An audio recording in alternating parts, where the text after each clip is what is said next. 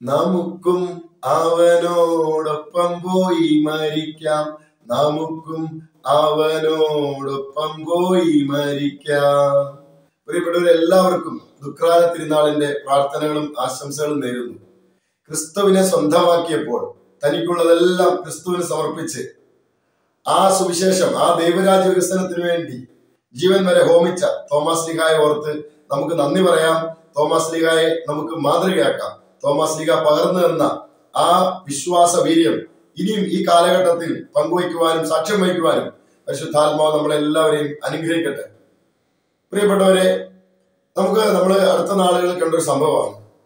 കിറ്റക് സാബു എന്ന് പറയുന്ന ആ വ്യവസായി തന്റെ പുതിയൊരു സംരംഭം കേരളത്തിൽ വെളിയിൽ എവിടെയെങ്കിലും ഇൻവെസ്റ്റ് ചെയ്യാൻ അല്ലെ ആരംഭിക്കുവാൻ തന്റെ അഭിപ്രായം, ആഗ്രഹം ഉന്നയിച്ചപ്പോൾ ഒട്ടും വൈകാതെ തന്നെ തെലങ്കാന മുഖ്യമന്ത്രി ഫ്ലൈറ്റ് അയച്ച് നിമിഷ നേരങ്ങൾക്കുള്ളിൽ അദ്ദേഹത്തെ ഇവിടുന്ന് പൊക്കിയെടുത്തുകൊണ്ട് തെലങ്കാനയ്ക്ക് കൊണ്ടുപോവുകയും ആ പദ്ധതി അവിടെ സ്ഥാപിക്കുവാൻ വേണ്ട എല്ലാ സൗകര്യങ്ങളും ചെയ്തു കൊടുത്തു.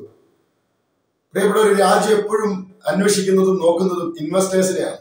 ആ രാജ്യത്തിന്റെ പുരോഗതിക്ക് വേണ്ടി ഇൻവെസ്റ്റ് ചെയ്യാൻ ആരൊക്കെ ഉണ്ട്, അല്ലെ അത് സ്വദേശികളാകാം വിദേശികളാകാം, അങ്ങനെയുള്ളവരെ രാജ്യം അന്വേഷിക്കുന്നു. അങ്ങനെ ആരെങ്കിലും തയ്യാറായാൽ അവര് എവിടെയും കാത്തുകെട്ടി നിൽക്കേണ്ട ആവശ്യമില്ല. മുഖ്യമന്ത്രിമാര് നേരിട്ട് വരും, ഗവൺമെന്റ് ഉദ്യോഗസ്ഥന്മാർ നേരിട്ട് വരും. ഒരു ഫയലുമായിട്ട്, ഒരു ആപ്ലിക്കേഷനുമായിട്ട് അവരെവിടെയും പോകേണ്ട. അത് എല്ലാം അവരുടെ മുമ്പിലേക്ക് വരും. ബാങ്ക് മാനേജർമാർ എല്ലാം അവരുടെ അടുത്തേക്ക് വരും. അവരെവിടെയും കയറി ഇറങ്ങി നടക്കേണ്ട കാര്യമില്ല. എന്നാൽ ഇൻവെസ്റ്റ് ചെയ്യാത്ത സാധാരണക്കാരായ ആൾക്കാർ ഇങ്ങനെയുള്ള പല ആവശ്യങ്ങൾക്കും വേണ്ടി പലയിടത്തും ക്യൂ നിൽക്കേണ്ടി വരും. അപ്പോ ഇതുപോലെ ദൈവരാജ്യത്തിനും ഇതുപോലൊരു സംവിധാനമുണ്ട്. ലോകരാജ്യത്തിൽ ലോകപ്രകാരം ജീവിക്കുന്ന ഈ സാഹചര്യങ്ങളിൽ ഇൻവെസ്റ്റ് ചെയ്യുന്നവർക്ക് ഇത്രയേറെ സാധ്യതകൾ ഉണ്ടെങ്കിൽ, അവരെ രാജ്യം അത്രമാത്രം ബഹുമാനിക്കുന്നുണ്ടെങ്കിൽ, പ്രിയപ്പെട്ടവരെ, ദൈവരാജ്യത്തിന് ഇതുപോലെ തന്നെയാണ്. ദൈവരാജ്യത്തിന് വേണ്ടി ഇൻവെസ്റ്റ് ചെയ്യുന്നവരുമുണ്ട്, ദൈവരാജ്യത്തിൽ ദൈവത്തിന്റെ മുമ്പിൽ ക്യൂ നിൽക്കുന്നവരുമുണ്ട്. ആവശ്യങ്ങൾക്ക് വേണ്ടി തങ്ങളുടെ ജീവിതത്തെ മുമ്പോട്ട് കൊണ്ടുപോകാൻ പ്രാർത്ഥനകളും യാചനകളും ഒക്കെയായിട്ട് അപേക്ഷകൾ മാത്രമായി ജീവിക്കുന്ന വിശ്വാസികളെ നമുക്ക് കാണാം.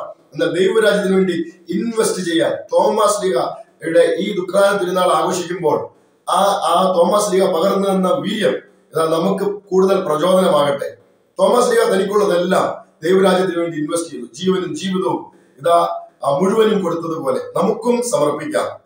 നമ്മയും ദൈവത്തിന് മുഴുവനായിട്ടാണ് ആവശ്യം. ദൈവരാജ്യത്തിന് നമ്മുടെ പണമോ നമ്മുടെ മറ്റുള്ള ഒന്നുമല്ല ആവശ്യം. നമുക്കുള്ളതൊന്നുമല്ല ദൈവത്തിന് ആവശ്യം, നമ്മളെയാണ് ആവശ്യം. അതുകൊണ്ട് ദൈവരാജ്യത്തിൽ ജീവനും ജീവിതവും സമ്പൂർണമായി സമർപ്പിക്കുവാൻ ദൈവം ഈ തിരുനാളിൽ നമ്മളെ ആഹ്വാനം ചെയ്യുന്നു. അപ്പോ മാമോസ് സ്വീകരിച്ച ഓരോരുത്തരും മിഷണറിമാരാണ്. ഓരോരുത്തർക്കും അതിനായി തന്നെ മുഴുവനായി സമർപ്പിക്കാനുള്ള ഉത്തരവാദിത്തമുണ്ട്. അച്ഛന്മാർക്കും സിസ്റ്റർമാർക്കും മാത്രമല്ല അങ്ങനെ മുഴുവനായി സമർപ്പിക്കാനുള്ള ഉത്തരവാദിത്തം എല്ലാ ആത്മായ വിശ്വാസികളും മുഴുവൻ സമയം പ്രേക്ഷിതരാണെന്ന തിരിച്ചറിവുണ്ടാകണം. പിന്നെ നമ്മുടെ അത്യാവശ്യങ്ങൾക്ക് വേണ്ടി നമ്മൾ ഒരു പാർട്ട് ടൈം ജോലി ചെയ്യുന്നു. നമ്മൾ ഒരു മിഷണറിയുടെ കുപ്പായമണിഞ്ഞ നേഴ്സായിരിക്കണം, ടീച്ചറായിരിക്കണം, ഡോക്ടറായിരിക്കണം, കർഷകനായിരിക്കണം, ബിസിനസ്സുകാരായിരിക്കണം. നമ്മൾ ആരായിരുന്നാലും ആത്മായ വിശ്വാസികൾ എന്ന അപ്പസ്തോലിക ലേഖനത്തിൽ തിരുസഭ നമ്മളെ പഠിപ്പിക്കുന്നു. തൊഴിൽ നമുക്ക് ഒരു അവസരമാണ്. സമൂഹത്തിന്റെ വിവിധ മേഖലകളിലേക്ക് ഇറങ്ങിച്ചെല്ലുവാൻ, മാമോസ് സ്വീകരിച്ച സുവിശേഷത്തിന് സാക്ഷ്യം വഹിക്കുവാൻ സ്വയം സമർപ്പിച്ച നമുക്ക് ഓരോരുത്തർക്കും സമൂഹത്തിലേക്ക് ഇറങ്ങിച്ചെല്ലാനുള്ള വലിയൊരു പ്ലാറ്റ്ഫോമാണ്, അവസരമാണ് തൊഴിൽ മേഖല. അവിടെ പോയി വെറുതെ ജോലി ചെയ്ത് കുറച്ച് കാശുണ്ടാക്കി എന്റെ വ്യക്തിപരമായ പ്രശ്നങ്ങൾക്കും ആവശ്യങ്ങൾക്കും പരിഹാരം ഉണ്ടാക്കാനല്ല ദൈവം നമ്മളെ ഒരു തൊഴിൽ മേഖലയിലേക്ക് അയക്കുന്നത്.